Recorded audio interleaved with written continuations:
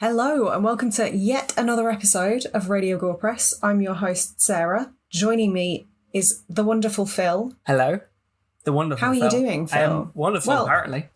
That's your full title. It is. Now. They do refer to me as that in my day-to-day life. Who is they? They. Just just me. the people. Just me. Okay. How are you doing? Yeah. Besides being wonderful. I'm good. I'm warm, but that's part of the course these days. Oh yeah, the planet's dying. Exactly. But I've had that big thing up in the sky is very bright and very hot. And I am unfamiliar with this. But yeah, I'm good. I've had a day off today, so it's been nice to chill out. Had my hair cut. Jammy. Did a bit of a chill out. Watched some stuff. Yeah, it's been nice. How are you doing? I've been at work all day and then went to the dentist, so fuck you, Phil. Way. I don't mean that. No, it's been fine. My office is 30 degrees again and I had to go to the dentist and I'm not allowed to eat or drink anything for another half an hour. So Poops. Apologies for the ASMR mouth sounds because I can't have a drink for the next few minutes. That's not me. Just before anybody accuses me of being grim, that was Philip. I saw her do it. How very dare you? I would never. ASMR is disgusting and I will not hear any other opinions on that. So, I'm going to kind of more or less dive straight in this week. Yeah. This is yet another one of those shows that was... The film was my pick. And I don't know why. That seems to be like a recurring theme lately. Just like, I chose this. Why? Did I? I'm questioning that myself. And I'll be honest, it's a film I'd seen before, which is why I suggested doing it for the podcast. And I didn't love it the first time around. However... very glad we covered it. Before I put the film on yesterday, I was just like, can I be bothered? Maybe I'll just skim through it. I've seen it relatively recently. Maybe I don't need to watch it all again. But I didn't. I sat down, my partner and I watched it, and I got a lot more out of it the second time around. Yes, me too. Did you? I enjoyed it a lot more this time around. Same. That's interesting. So we're covering 2021's Malignant.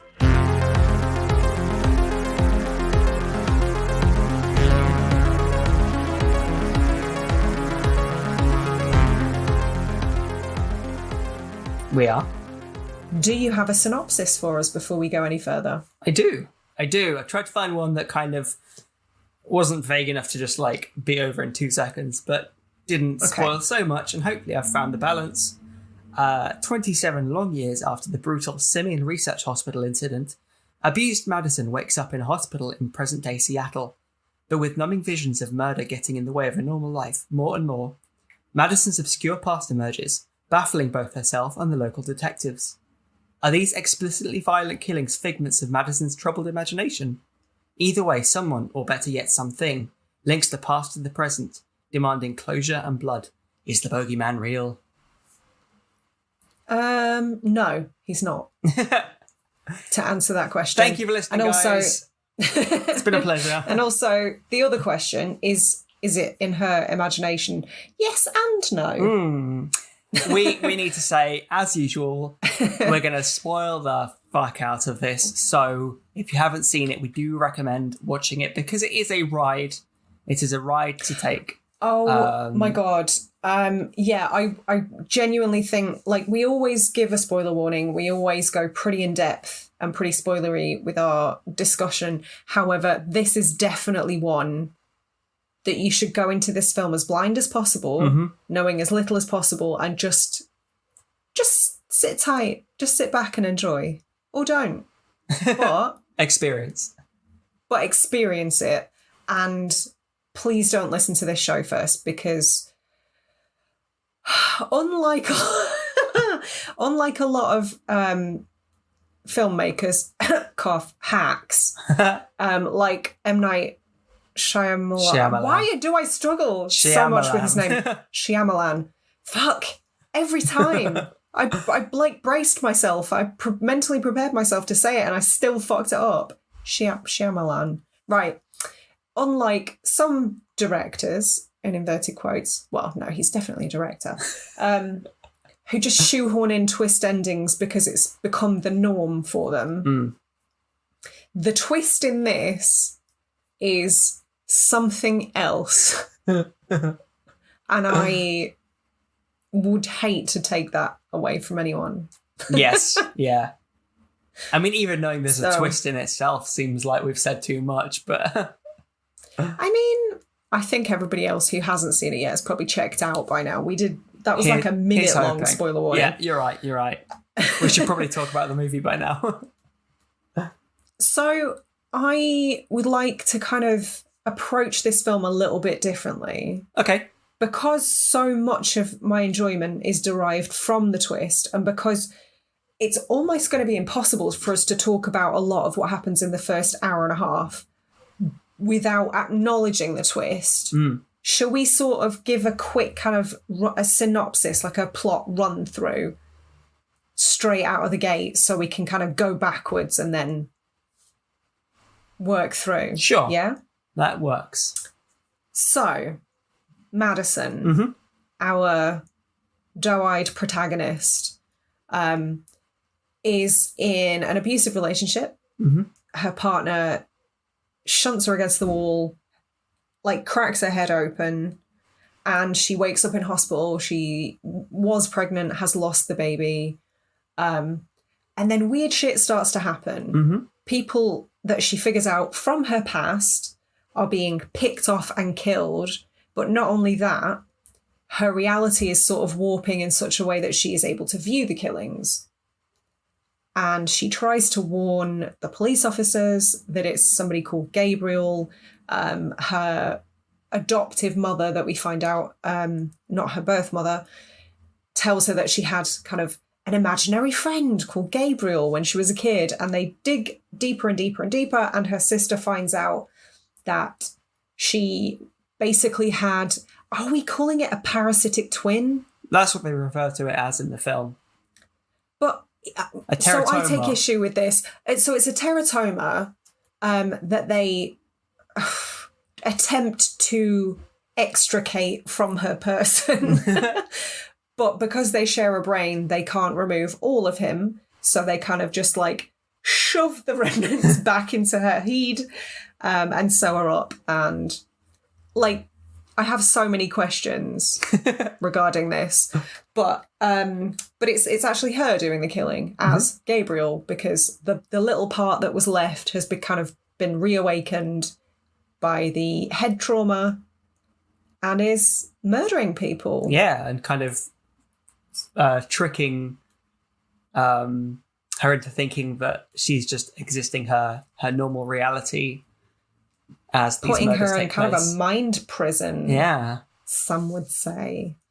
But yeah, it's a wild ride. It's a wild ride. But now that that's out of the way, we can go straight back to the beginning and talk about it fully informed. Yes.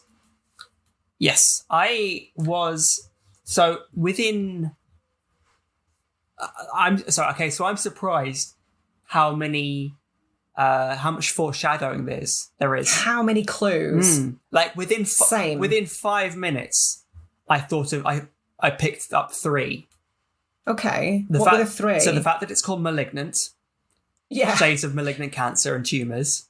Yeah. The doctor literally says the line, cut out the cancer. We cut out the cancer. And that's just... They repeat that quite a few times. And that's just before the opening title sequence as well. So that's the kind of like introduction to the film. And the third one is the motion design for the credit sequence, because it's filled with letters, like duplicate letters separating from each other. So like there'll be a single O. Oh man! Like cells dividing, right? I didn't even clock that. It's neat. I'd recommend going back and looking. Okay, I did make a note about like you literally see a split second of Gabriel in the opening credits. but obviously I didn't know what the weird freaky face was the first time I watched it. On second viewing, like, you're right, the clues are there, and it kind of makes me mad at myself that I didn't second guess it on first watch because it seems so obvious, right? I think that's the sign of a well executed twist, because it's fucking batshit. Well, that too. But the thing that makes twists so satisfying is the foreshadowing, because it's twists out of nowhere seem cheap. However, if you've established, unearned. Exactly. However, if you've established it, if you are hinting towards it, regardless of whether the audience is picking up on it, the audience will then be able to recontextualize the rest of the film based on their knowledge of the twist and realize how much of that was nodding in that direction anyway. Yeah, that's a good point. Yeah, you're right, actually. And additionally, I think including all of that foreshadowing, including all of these clues, is probably one of the reasons that I had such a blast with it on second viewing. So I think it kind of makes for a more rewarding rewatch as well. Because you're able to go, oh, for fuck's sake. Should I put that for together? Sure. And I think the reason as well that I enjoyed it more, and this is perhaps something I would normally say towards the end of the episode, it seems very kind of jumping the gun a bit by saying it within our first quarter of an hour. That ship has sailed. But I think one of the downsides of this movie, and I think there aren't that many, I actually really had a blast watching. I really had a blast watching this movie. But I think it would have been better had they established a consistent tone. Because once the twist happens, it's very much, it knows exactly what it is and it has fun with it. However, leading up to that, there's a bit of a push and pull. And maybe that's deliberate. Maybe that's supposed to kind of lead you astray. Yeah, I think it makes the twist seem even wilder. Like it goes fully off the rails in the last half hour. Yeah. And you're right. Like I think on first viewing it sort of confused me because they play it so straight in a film where the plot is ostensibly really camp. And really silly. And not only that, just the aesthetic of the film, the style, like how stylized it. There's just like damn, I'd forgotten how good haze. it looked. There's like mist and haze for no reason throughout every single. Like the house is just hazy and unnecessarily spooky. And like there's just mold on the walls and like it's really stylized, really, like you say, really camp. And I think that is almost at odds with them trying to kind of point towards something more serious and spooky. And I think the other main thing that makes it kind of tonally weird is that not only are they playing it completely straight and completely seriously, but actually a lot of what they're dealing with is really fucking heavy. Like there's repeated mention of domestic abuse and multiple miscarriages. Like trigger warnings abound, you know? Yeah, for sure. Some of that is like quite heavy material for such a silly film. Because I found myself watching it last night and I was just like, God, these actors are really giving it everything, aren't they? Yeah. Like they are fucking trying. And I love that. But it is kind of at odds with the direction that it goes in the final half hour. But then, to me, I've made no secret of the fact that I love Italian cinema, particularly Italian horror. So to me, like the shades of giallo are very, very, very obvious. Not least, I mean, there's the obvious mystery.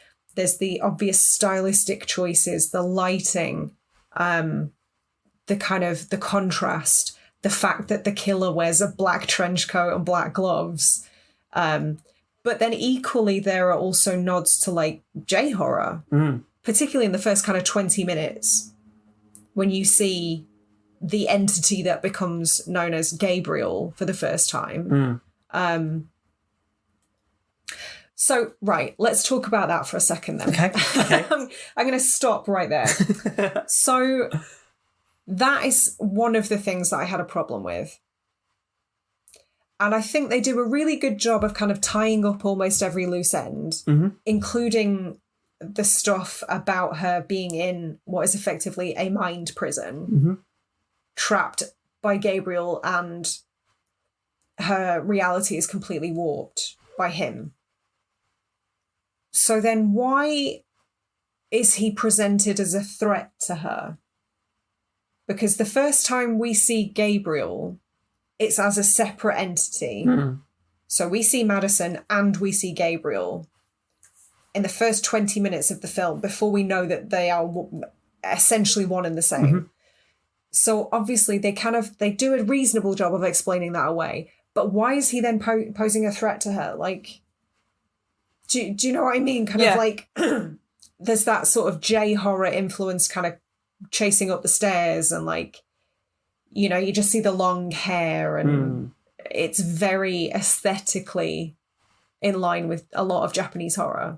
I can maybe 20 years ago. I think I can probably kind of like, I think to a certain extent it doesn't necessarily matter, but if I had to theorize, you could argue, for example, maybe he felt bitter that he'd been locked away and missed so much of, like, because if they were kind of ostensibly friends growing up, like imaginary friends or whatever, or had a relationship, little chats on the phone, then right, to be fair, right from the start, kind of Gabriel was shown kind of provoking Maddie into injuring her parents, right? So there's always been that kind of sinister streak to him. So actually, regardless of what I said about him being locked away, that he's just a bad dude, right? And is trying to influence Maddie in a negative way, you know? I think he's always been a threat, and that's kind of part of the reason why he had to be excised, you know? I will accept that explanation, thank you. But no, it's a fair point, because I think it's one of those things, again, like, it twists are great, but often they do ask more questions. Yeah, it has to retroactively make sense. Right. You have to provide enough of an explanation that you kind of go, right, yeah, my questions are mostly answered here. And that wasn't immediately the case for me here. But I don't know, on second watch, I think they do a better job than I remembered of explaining away the would-be plot holes. Yeah. And I think you've got I think it's very easy to miss on the cues as they're being dropped when you don't know the context. And I think because you've been paying attention, but because you haven't been necessarily picking up on everything they were sort of showing you, then it's very easy to get to the end and go, well, that doesn't make sense because this didn't happen. And then rewatching it, you're like, oh, actually it did happen. It does make sense. Yeah. It's difficult, isn't it? But yeah, I think you're right. I think they do a pretty good job. But yeah, so like the first 20 minutes are surprisingly dark. And then it does kind of get increasingly silly. Yeah, I mean, but I think, sorry to jump in, but I think, again, that's kind of why I didn't feel it was quite as strong in first watch, because on one hand, you've got this opening and this like obscenely cheesy like house on the hill kind of hospital. How do they afford the rent on that place? Can I just say? Like, literally, like the remake of House on Haunted Hill, that's what it reminded me of. These kind of very tall, same uplit, you know, on the cliffside. Yeah, exactly. That's literally what I thought of as well. Yeah, you know, so on one hand you've got this very kind of cheesy, sort almost like knows what it's very tongue in cheek, I suppose. Aesthetic and kind of style. I think there is definitely, but I don't know. James Wan strikes me as somebody who, like, he takes his craft seriously. Oh, for sure. Yeah. But I don't think he's above delivering like a real tongue-in-cheek moment. No, I'm not criticizing it. I think it's just feels. But I think it's intentional. Yeah, but in those first kind of 20 minutes, it feels at odds with what's going on with Maddie. Oh, yeah. And that's why I struggled with it, because I'm like, well, am I supposed to be having a blast with this because it's fun, or is this actually setting up a story about like trauma and an actual like how, you know, pack some real emotional weight to it? And I think having watched it a second time, I'm like, no, I know exactly what this film is now. I can enjoy it for what it is, rather than having to work out what it could be. Yeah, that's kind of. I would agree with that. What I had in mind, I suppose. Speaking of kind of sets, I was a huge fan of the sets in this film, and I don't know how much of it was purpose built, but obviously there are kind of 3 that spring to mind immediately outside of the facility on the hill. So there's the house that Madison and her partner live in. I love that so much. What an incredible house. Like, it doesn't make a lot of sense from the outside because they have 0 neighbours. What's going on? Like, it's just on its own in the middle of nowhere. So I'm guessing it was a purpose-built set, maybe? Oh, I'd imagine. I think, because I don't remember there being many kind of wide shots of the house. I think they're very carefully framed to give the indication there's not about. But actually, I'm sure if the camera were to pull back further, you'd find they had neighbours. But yeah, I guess so. Yeah, it's always shrouded in like thick fog and but I guess always in darkness. Those sort of things are fun because they really help portray this sense of isolation. Yeah, that, and it's a pretty good red herring because it's so in keeping with like a spooky house movie. So it does keep you guessing, like, what even is this film? What subgenre does it belong to? And I'm still unclear on that, if I'm being honest. It's not one that you can easily pigeonhole, I don't believe. But the house, incredible. The stained glass, I'm such a sucker for good stained glass. What beautiful house. I don't know how they afforded it. Does Madison have a job? It was a bit ambiguous, wasn't it? It was unclear. Like, I'm guessing maybe she was on maternity leave at the beginning. I mean, that would make sense. But just the talk of... And her boyfriend was just, like, on his phone watching Sprots. I mean, fortunately, he didn't last long, which is good. Some sports. So he didn't seem to amount to much. Well, yeah, he was awful. And I'm very glad we didn't have to put up with him for very long. But yeah, I don't know, man. But I have questions. I guess the house in itself, though, like, it doesn't seem at all, like, it's big, but it doesn't at all seem particularly well kept. All the walls are very grimy and icky, and I guess not. There's this kind of faded glory to it. And particularly with stained glass, stained glass in itself is it's not a thing you see in modern houses. It's quite a tradition. It harks back to quite a traditional... It's not, but I would wager that it would drive the house price up. Probably. I don't know. I guess I just imagined that Seattle would be more expensive to live in, but who knows? Some of the Seattle that you see is quite cool as well. Like, it's not a setting you see very often in film and TV outside of like Frasier or the real world. This is the thing. Carry on talking because I do have a... Okay. You're going to give me some factoids on Seattle. Well, so I think there was a deliberate choice. It wasn't just like, hey, cool, Seattle. Well, I think the fact that Seattle literally does have like an underground city. Oh, well, so this is kind of what I was getting to. Okay. Like the three sets that spring to mind. So the house, the underground tour that her mum is a tour guide for. I did read somewhere that is a real thing. It's a real, like, I don't know if that specifically is real. They did say there was an underground tour that you can take, but it wasn't clear whether the stuff that we see in the film is part of that or if that was just kind of inspired by. Yeah. But either way, that's rad. But thematically relevant because again, it's this idea of like the old being built upon, like, oh yeah, kind of being like Gabriel being kind of papered over and built on top of, and I don't know if there was perhaps something maybe they were gonna take that kind of aspect somewhere, but that seemed relevant to the plot, like thematically, which I thought was interesting. Clever. You're smarter than me. I didn't put that together. No, I like that. I like that when stuff kind of fits neatly within the themes. Because you're right, like the idea of it being her being very isolated. She doesn't seem to exist much in the real world in the sense that like she's not out and about, much. So it would make sense for her to be just in the middle of nowhere somewhere. But yeah, and oftentimes in like real domestic abuse cases, you do find that the abusive partner isolates the other party intentionally. So that would also fit with that. She certainly didn't seem to have any friends outside of her sister. That's true. Yeah, that's very true. Oh, so sad. So sad. What I was going to say, she's always got Gabriel. That's very true. Who doesn't need anyone else? Never really alone. Oh no. Yeah, what I was looking up, and it's funny you should mention J-horror because the 2002 The Ring was set in Seattle.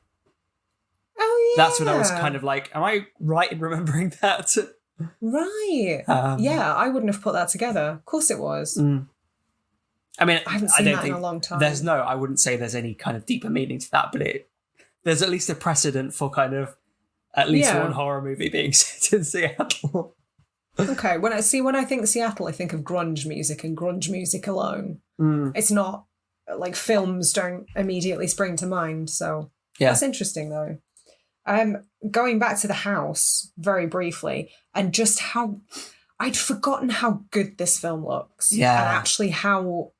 I was going to say competently it's directed, but actually it's not directed competently. It's directed really well. Yeah. Oh, for sure. I really respect kind of. I've always liked James Wan, even from Dead Silence. Kind of. I know it wasn't as well received, but I get a real. I don't know. There's some kind of retrospective love for that these days. Yeah, for sure. But I think at the time. But I have a real like soft spot for that movie, and I know we've talked about that before. Like, yeah, it's hokey and silly, but actually it has, as we've mentioned, this kind of campfire ghost story kind of vibe about it. Like it's ridiculous, but it's ridiculous in the way you'd have like you'd kind of discuss stories about the campfire, But I mean, is it any more ridiculous than any other of James Wan's projects? I would argue that all of his films, like the Conjuring universe shit, even Aquaman, it's all got a huge sense of the fantastical. None of it is very grounded in reality. I think specifically the thing I'm referring to in like because as soon as you introduce like a supernatural element, then to a certain extent you can kind of do what you want because it's your rules. Yeah. There's no precedent. I think the thing that always I always assume that people are criticizing is I'm not going to say that because that's spoilers for Dead Silence. So give me a hint. I mean, this is like a 15-year-old film. I know, but it's still fun. Skip forward a minute. The scene kind of towards the end, the big revelation about the dad. Yeah, but I don't think it's any sillier than like the bulk of horror movies out there. Okay. I don't think that's necessarily a fair reason to malign a whole film. Malign. Don't be malignant about it, guys. I try. No, I think it's just very Goosebumps. I think. Yeah, which is fine. Gosh, you've always got to work Goosebumps in, haven't you? Every chance I get. Reference fucking Bam. Goosebumps. Anyway, but going back to the house and how well this film is directed, my favourite bit in the entire film is just the overhead. Shot. Yeah. Fuck that. Speaking of Goosebumps, it gave me Goosebumps. I got that down in my notes as well. It looks beautiful. I don't know how they achieved that. I mean, it has to be a purpose-built set. Yeah, well, the interior, if not the exterior. What I would imagine is they'd have a external house that's just a house that looks spooky, and maybe they'd kind of build like a facade over it or something similar to just give it a bit more spookiness. But then the interior is on a soundstage somewhere. Because to have a camera that is on a kind of crane that can move around, you basically you couldn't rig that up in a real house. You wouldn't be like you'd need to take off the roof, small price to pay. It was a great shot. Who needs a roof? Actually, Seattle is quite rainy, isn't it? Anyway, that'd be my guess. But anyway. That's quite common because I remember going to a really old spooky house in Toronto. that served as the interior for, I can't remember what it was called, the house in the It chapter 1. Yeah. I was going to say the It remake, but it's not really, is it? But yeah, so that acted as the interior. And I remember reading about the house and just being like, ooh, locations. And I went there and I was like, this isn't the house. I've been fooled. But yeah, so the exterior was purpose-built in this instance, and the interior was real. Interesting. So the other way around. I think the idea of just like building a facade of a house seems more bizarre than actually just constructing a set that people act in. Like, both are equally feasible, but it just seems like building an interior set makes more sense in my head than building an exterior. I guess so. Didn't they do that? Like, Suspiria was different as well. The original Suspiria, I feel like the exterior of the dance academy was a real building, but they replicated it. They faked it. I might be wrong. Don't quote me on that. But then, of course, the interior was completely sets. So yeah, it's just interesting how these things are pulled off. But yeah, those overhead shots just... I think I loved it. But again, like, pointing to the directorship of it, like the planning and care that went into, like, because it's not just like, wouldn't it be cool if we had this top down shot? You then need to build the set so it kind of all made sense, and the camera was able to follow Maddie as she went from a room, like one room to the next, in a fluid way. So interestingly, it was at that point that I decided to look at what the budget was, because I was really curious to know how much this film was made for. What would your wager be? Oh, I don't know. I'm not familiar enough with budgets to. I mean, your average superhero movies, I don't know, you're talking 200 million. So based on that, like 50 million. 40. Okay. My guess was about 65. But I figured, like, there aren't really any names in it, so to speak. So fair. The money wouldn't have necessarily gone on. I mean, I think the talent. Whether she was at the time or not, I don't know. But I think the biggest name in there is McKenna Grace. Certainly the one I was most familiar with. She's the most recognizable. But even she was like, in the end credits, it was like special appearance by or something. She wasn't even credited properly. But yeah, she's done some Conjuring Universe stuff, hasn't she? Yep. Yeah, she's worked with James Wan before. Yeah, I thought so. I think that's kind of. And she's always like, she's worked with Mike Flanagan a couple times. I know that much. Yeah.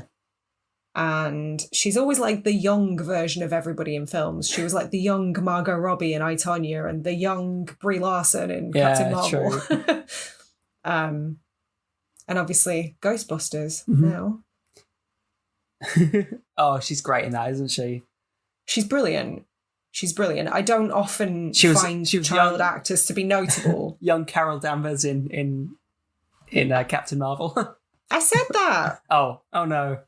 I said young Brie Larson. Was too busy looking up whether she was. You were too busy not listening to a word I said. I don't know. You got me. I'm just saying words and hoping they make sense. And well, that's all these podcasts are. Can we talk a little bit more about the clues? I mean, I'm hesitant to call it foreshadowing, but definite clues. Because there was a bunch of dialogue that should have made it really obvious if you're looking out for it, because a couple of lines that I wrote out that I thought to write down were, I think, both from Madison. At one point in the first half of the film, she's like, "It's all in my head." And then towards the end of the film, she says, "Oh, buried deep in the back of my head." I'm just like, you couldn't get more literal. And yet I still didn't guess the first time I saw this film. Yeah. But I love it. So I much. love those sort of things because you kind of get it's a win for everyone, because on one hand, people who do get the twist can get the satisfaction they worked it out, and people who don't can enjoy the fact that there's kind of all of these clues were laid out and it was so cleverly done. So, I mean, certainly I would. Like I said, like it makes for a fun ways. rewatch. Yeah, exactly. Yeah, exactly. For sure. I think the biggest clue, for me at least, was the music. I'm glad you said that. Is it one specific song that's reused throughout? Yes. By a certain grunge rock band. Originally, yes. So as soon as it started playing, I think when the cops first turn up at the house. I think so. And I was watching this with my partner, and I kind of turned to him and was like, is that Where Is My Mind? Yeah.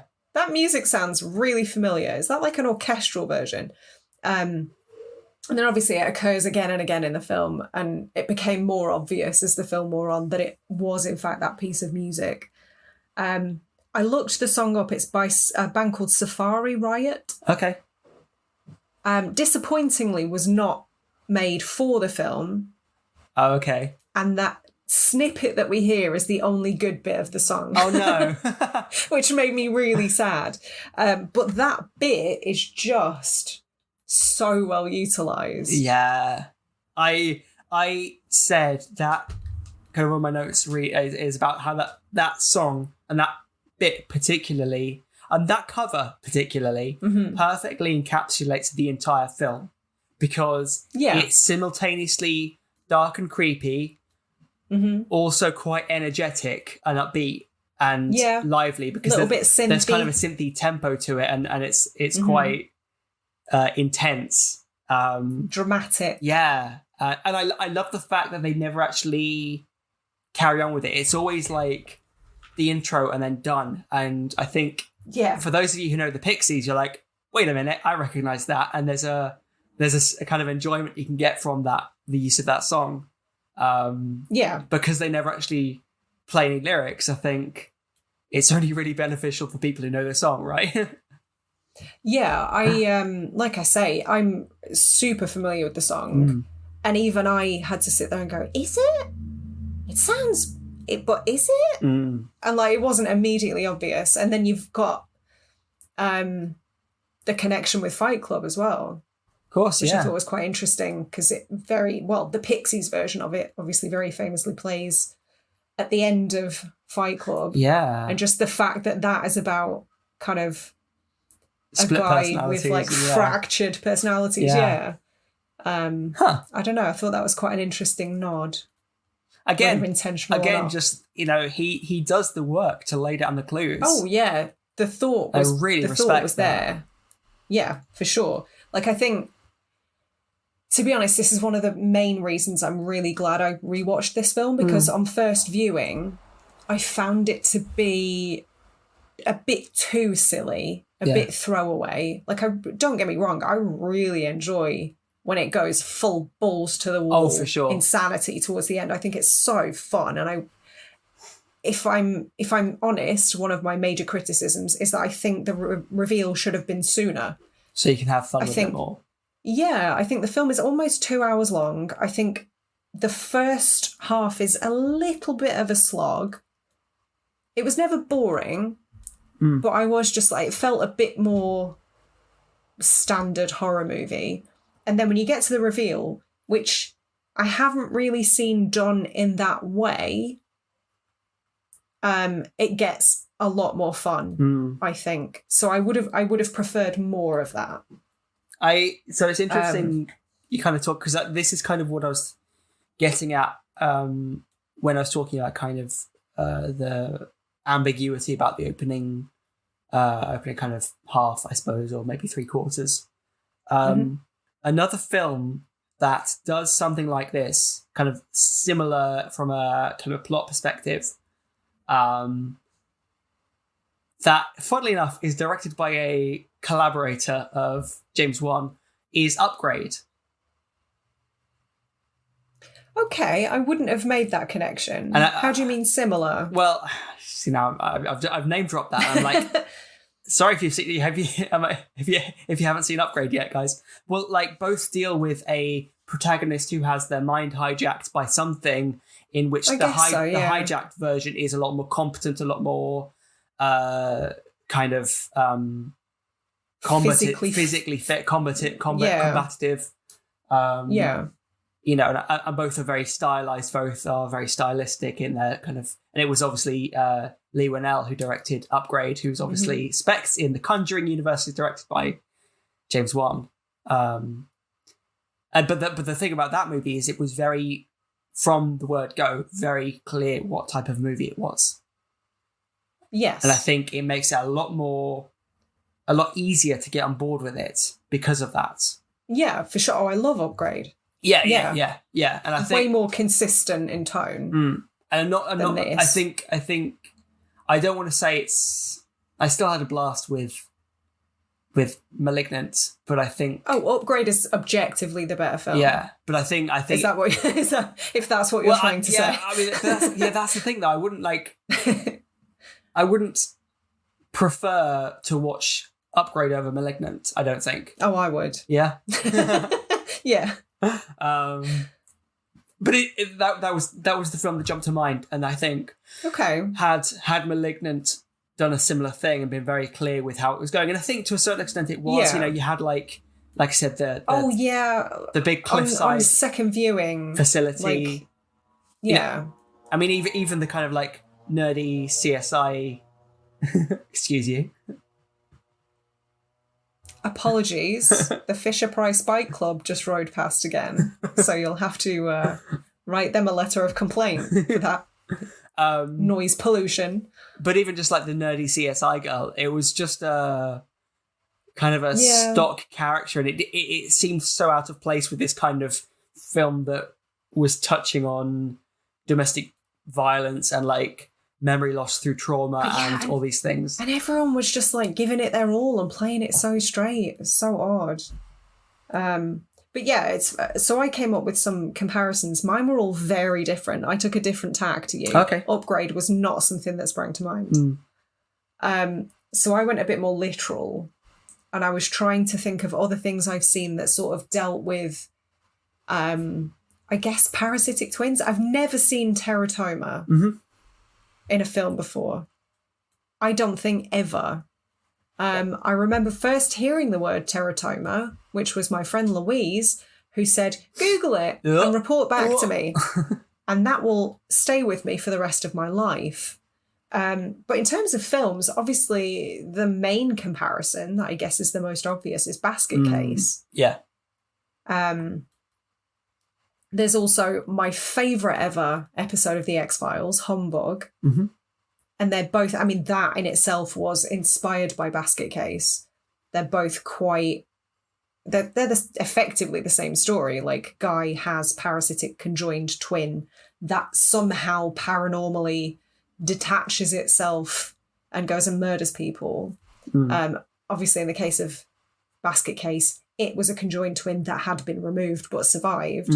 Whereas in Humbug, it was just a thing that like just bimbled off in the night on its own. Yeah. Popped off. Bad Milo. Okay. Have you seen that? I don't think so, but I've heard of it. Right. Have I seen it? I have a real love for this film. It's not great, but it's very funny. But it's, I think it's Ken Marino who basically plays a guy who is so uptight, a polyp that lives up deep in his butt, just wiggles out every now and again and goes and murders people. I think I have seen it looking at it. So, like, same premise, but more rectum action than the others mentioned. There's a phrase I'm sure you'd never thought you'd say in a... I don't know. More you have met action. me before. There is a Tales from the Crypt episode, which I have never seen, but I did find in my Googling, and it's about an ice cream man who's got like a parasitic twin on his back. Of course. And then there was American Horror Story Freak Show. I think that was season 4, but there was Wes Bentley played a version of Edward Mordrake, who is kind of like an apocryphal historical figure. Like, nobody's sure how much truth there is, but basically a guy had like a second face on the back of his head. So very in keeping. Also, correct me if I'm wrong, but was there an episode, was it Takashi Miike, who did an episode of Masters of Horror called Imprint? Ooh. And there was, I feel like it was a similar thing. Like there was a face in the back of somebody's head, but it's been a very long time since I watched that. Yeah. So I couldn't say for sure. But anyway, the point I'm trying to make is that initially, the first time I watched this, I was like, holy shit, never could have saw that twist coming. How original. But in actual fact, it's something that has kind of been covered before. I don't know. How did you feel about it? Were you kind of blown away by how original you found it to be, or not? Because on paper, seeing those examples, it's like, oh, it has been done before. Yeah, I think it's just it's the execution, I think, that separates it. Because you're right, it has been done before. I mean, we've covered Basket Case before in some form. Boy, have we? And that certainly jumped to mind on this watch, because again, having kind of you knew what was coming. I was able to kind of pick up on kind of similarities. That being said, I think it's the execution. I think the way James Wan plays with the story and makes you question what's going on until the reveal. And I think it's done a lot more. I think they're kind of. It's interesting, because I was going to say it was done a lot more seriously, but it's really not. Like, Malignant is a silly film, but it seems silly in a different 100%. Way to something like Basket Case. I suppose it's. Well, it seems silly in a giallo way. That's absolutely the vibe that I get, because a lot of giallos were played straight, but kind of came off as a bit silly because they dealt with preposterous things. I hesitate to call it a giallo, but I recently rewatched Phenomena, also known as Creepers, which was like a mid-80s Argento movie.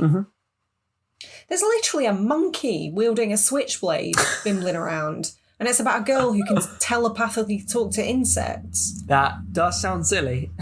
But it's played completely straight. So that's kind of more what I mean when I say I get big giallo vibes from Isn't this. it like it's someone not famous, just the way it isn't looks. Oh, Jennifer Connelly. That's the one, and Donald Pleasance is in it as well.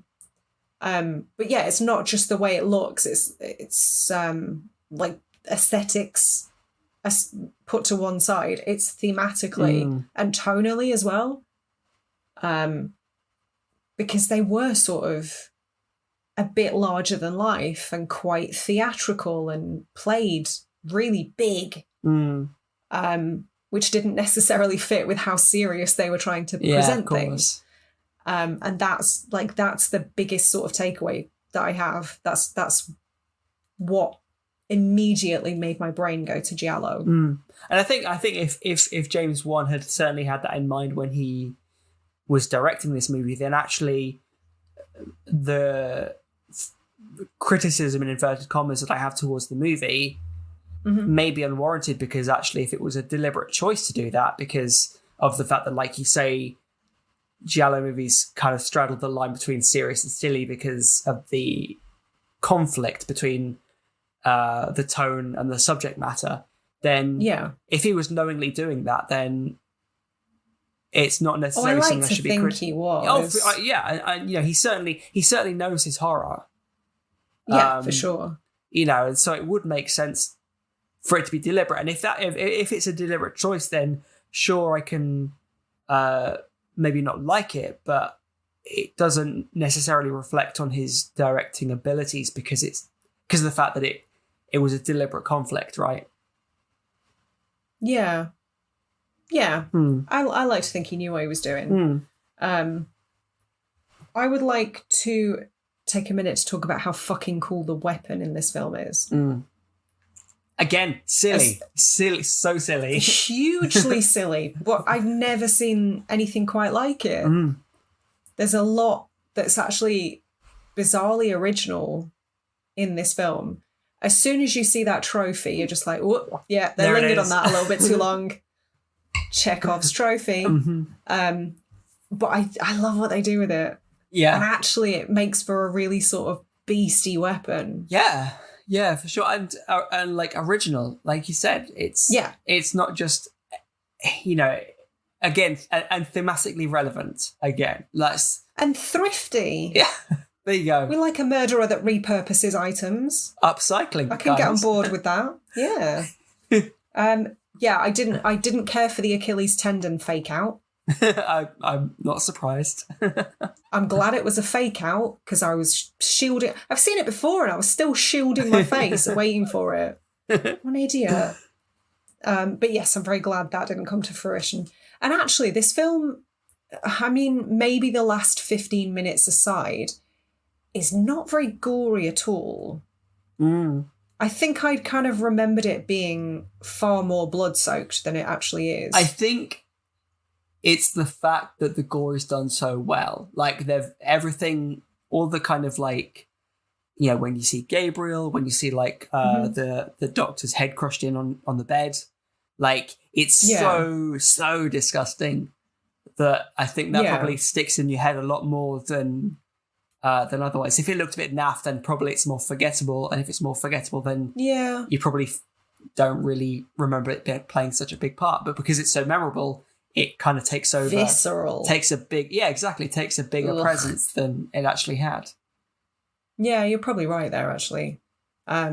I mean, I say with the exception of the final act, because that does get quite grim in the best way. Oh, for sure. But like, so major plot hole. Okay. They removed an entire like conjoined twin from her back. She didn't have excessive scarring that would have tipped her off to that fact. Every time she brushed her hair, she'd have blood clots. How was she so... Look, Madison, not the brightest spark, is all I'm going to say. Maybe that's my why she major doesn't have a job. criticism. Well, I guess she's kind of dealing with like half a brain. In essence. Maybe she's depending doing really on who's well for driving. herself, then. Yeah, maybe. I'm being too critical. Defying expectations and living a normal life. Another criticism is the police. I don't know what his job was. One of the guys at the police station. Also excellent set work, by the way.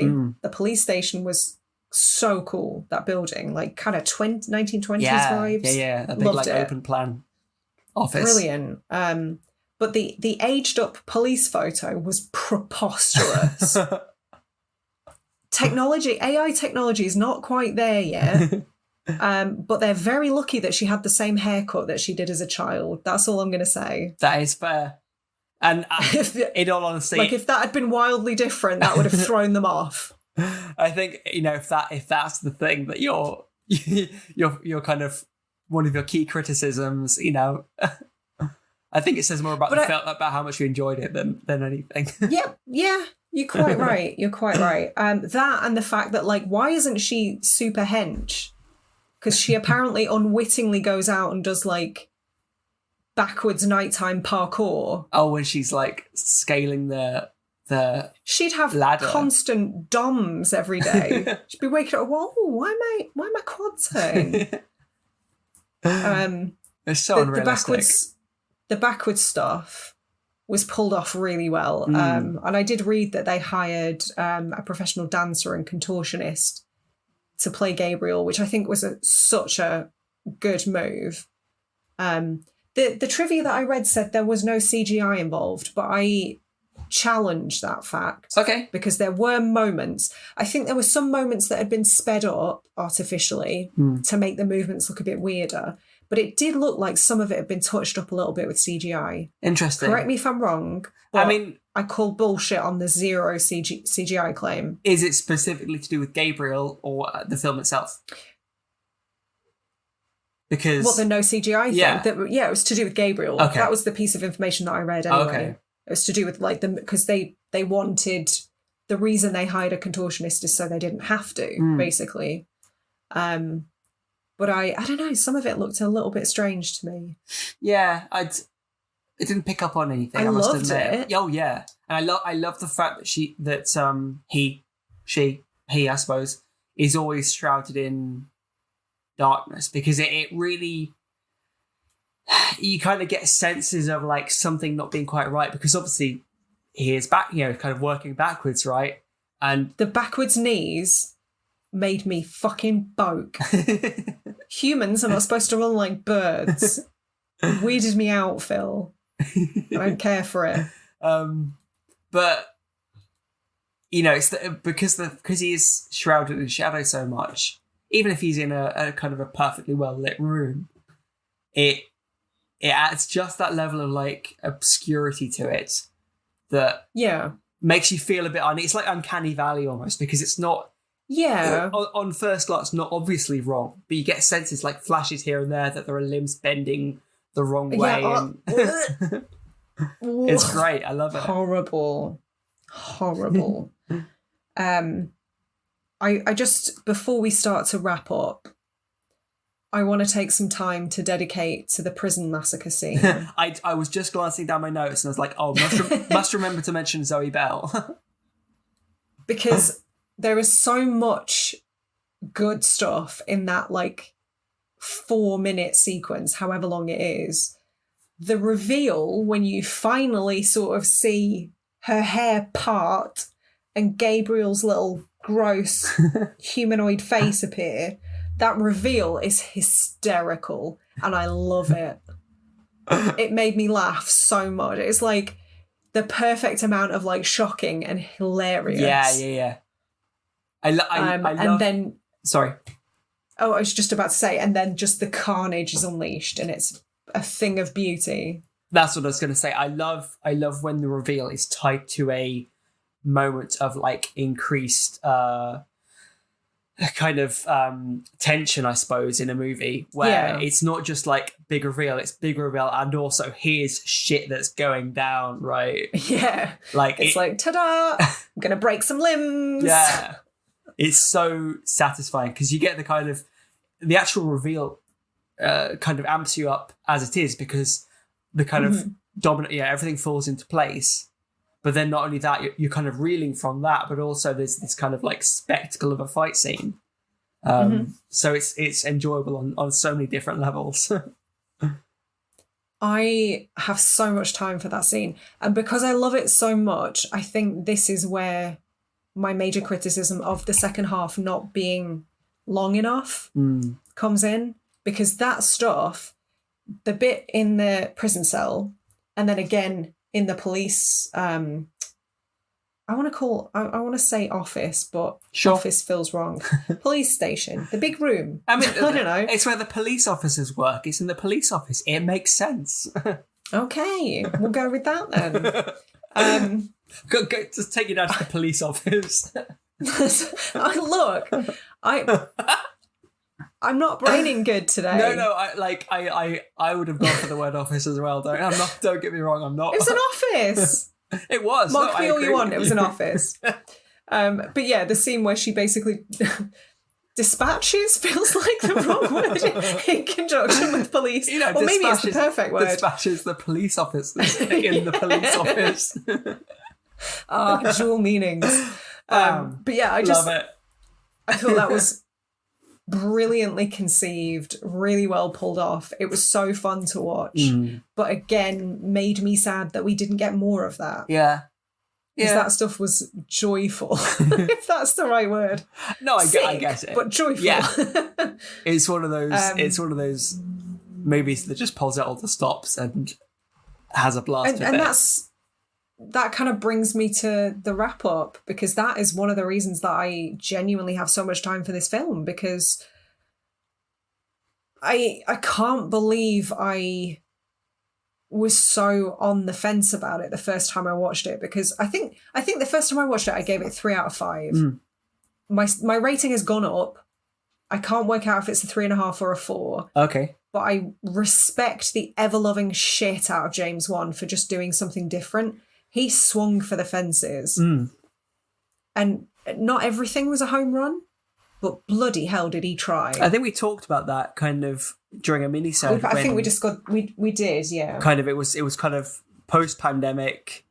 You felt like he was just trying something that he wanted to do rather than... I don't think it was post-pandemic. I think this was filmed in 2019. Oh, okay. It was fucked by the pandemic. Maybe, I know that much, because they'd intended for a 2020 theatrical release. Oh, okay. And then they pushed it further down the line to 2021. And then I don't think it got a theatrical release at all over here. Yeah. But it came out at cinemas and HBO Max on the same day in the States. So for that reason, it performed really poorly, which is just such a shame, because the one thing that always winds me up about horror audiences as a collective is that so many of us complain that everything is a reboot or a sequel or a remake, and they just want something original. This is it. And not enough people embraced it. But everyone went to see Scream 5 and loved it, and now there's going to be about 17 more of them. It's not fair, man. Yeah, I see that. It's I think it's probably, this is one of those movies that's gonna it didn't burn as bright, but I think it's gonna burn for longer because of it. Oh, I think it'll find its audience for sure. I think it's already started to. I've seen a lot of people kind of on my Instagram timeline who are getting the Blu-ray and discovering it kind of a year down the line, which is great. Because I think it definitely deserves to be appreciated more than it has been. It was Nicolas Cage's favourite film of 2021. Well, I mean, I personally, I don't need any other kind of critical review aside from that. Like, that alone is enough to tell me that this is a good movie. I can't wait for Malignant 2 when Nicolas Cage plays Gabriel. Everyone. Yes, Madison and Gabriel. I would genuinely watch that film. Oh, for sure. Yeah, so I mean, have you got any final thoughts before we wrap up? Not particularly. I think we've covered it pretty well. I do want to give a bit of love for the VFX transitions between kind of the real world and, or at least Maddie's imagined real world and the reality of it, because really cool. It's cool, and I remember seeing it in the trailers, and I think like I was pretty hyped for this movie because I'd seen the trailers, I'd heard what it was about, and knowing it was the James Wan project was kind of enough to like really pique my interest. And yeah, I just love those transitions. They just are unlike anything I've seen before, you know. Oh, and I would say a particular love for the kind of cut between, and you'll see it on our Instagram reel because some of the clips I recorded when Gabriel slams Maddie down on the floor, I think, and there's just a complete smash cut to a different location, but the posing of the two characters is identical. I just that transition and the impact is so cool. Love it shows the level of care that went into it. Yeah, I mean, I don't know. I don't know if it was just really good choreography, whether they digitally composited the characters in the background, and that's why it matches so well. I don't know how it was achieved, but either way, it was so good. Yeah, I would say this film is kind of the perfect mix of practical and CGI. This is a really good example of when the two work very well together. Which is fucking rare to my mind anyway. Yeah. But yeah, I don't know. I had a blast watching this for a second time. I'm really, really glad we revisited this. Yeah, me too. I'm really glad we decided to cover it. Am I safe to say it's a hard recommend from both of us? Yeah, like I gave it a 3 out of 5 as well, first watch. Yeah. And I think I'd be happy putting it at a 4 now. Yeah, I'm hovering. I think, like I said, it's kind of got a whole bunch of what I love, like that kind of level of like creepiness that dips into camp. You know, I mean, like the fact that her sister drives to the facility and literally parks on the cliff edge, like just stops short of the. Oh, I loved that. It's ridiculous, but it's just so fitting with what the film turns out to be. Yeah, I do genuinely love it, and like you say, it's a gamble. It's certainly like nothing, hugely. Like nothing about it is particularly safe in terms of I can't. It, there aren't enough genre filmmakers taking 40 million gambles. And I'm guessing he was able to do that because of the huge budget stuff he's done. Because obviously Aquaman, I'm pretty sure he did a Fast and the Furious.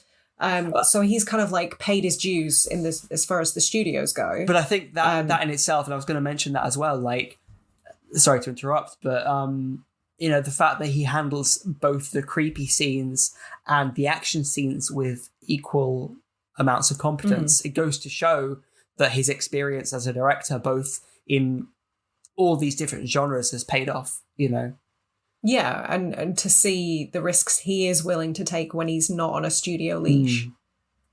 I'm still a James Wan fan. James Wan stan? I don't know.